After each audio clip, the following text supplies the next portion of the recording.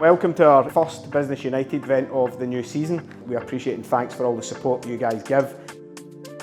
When you put yourself in a position of leadership that you just have to accept and you have to take it on your shoulders.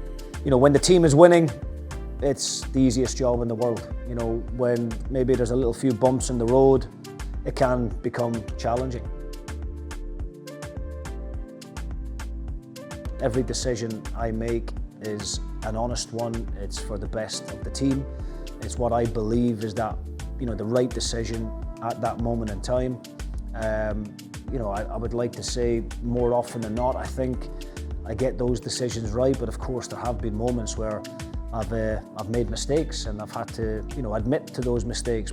Culture is made up of so many different things in terms of, you know, the standards that you set as the leaders of the organisation, and I think not just in the football department now, but I think across the whole business, you know, the culture is incredible. You know, I think there's so many people behind the scenes doing, you know, fantastic work to improve so many areas of the football club. Obviously I've had great support from above in terms of the chief executive and the owner and the rest of the board of directors. It's been a proud kind of couple of months, but I'd much rather the guy next to me be back and take a bit more responsibility, because he's a big miss and he's a big leader, and you've all got guys like Bert next to me. It's a big miss on the pitch, and especially last season, saw how well he did and how commanding he was. Obviously you were named club captain, the club you've supported all your life, so just talk to us about what that means to you. Oh, it's a dream come true.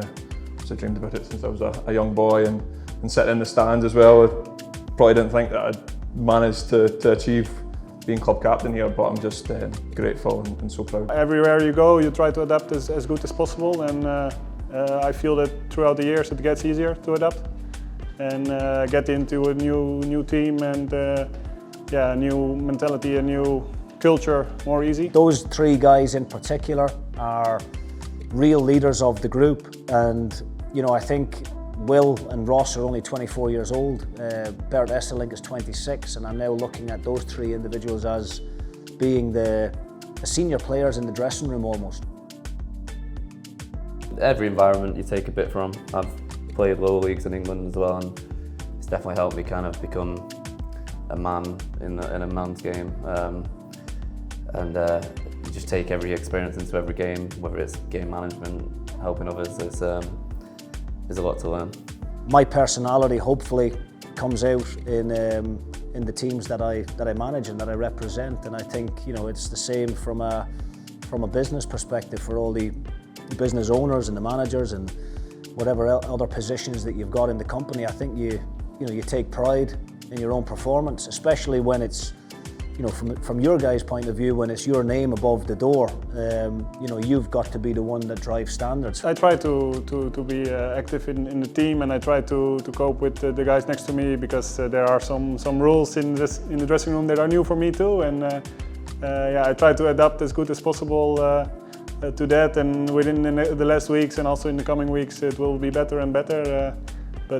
No, I think I try to help the team and also show in the dressing room that I'm a guy that feels responsible and take responsibility. So that's the first important step, and the most important is that you keep on showing consistency and your high standards, and I think that brings a leader to his true level. Yeah. Every time you come through the door as an owner of a business, or me as a manager, I've got to have that spring in my step and have that positive mindset and that positive attitude, and regardless of whether I fell out with a wife a half an hour before on the phone in the car over or not, you know. So, you know, these are things that, as when you put yourself in a position of leadership, that you just have to accept and you have to take it on your shoulders. And you know, when the team is winning, it's the easiest job in the world. You know, when maybe there's a little few bumps in the road, it can become challenging.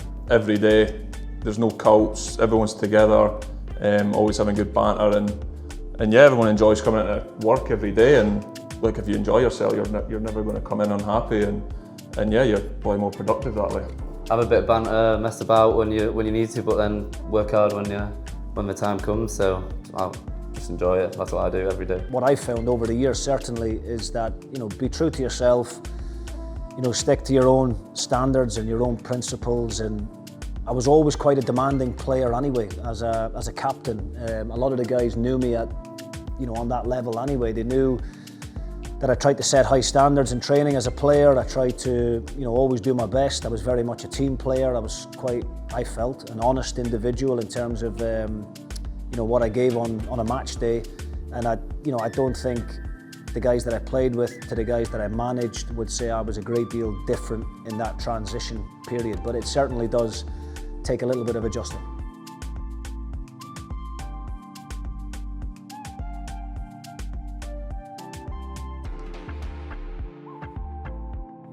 I hope you think it's a worthwhile investment, not only being part of nights like tonight where you guys can do a bit of networking and hopefully pick the brains of like-minded individuals, but also to be involved with a club that is most definitely, in my opinion, on the up.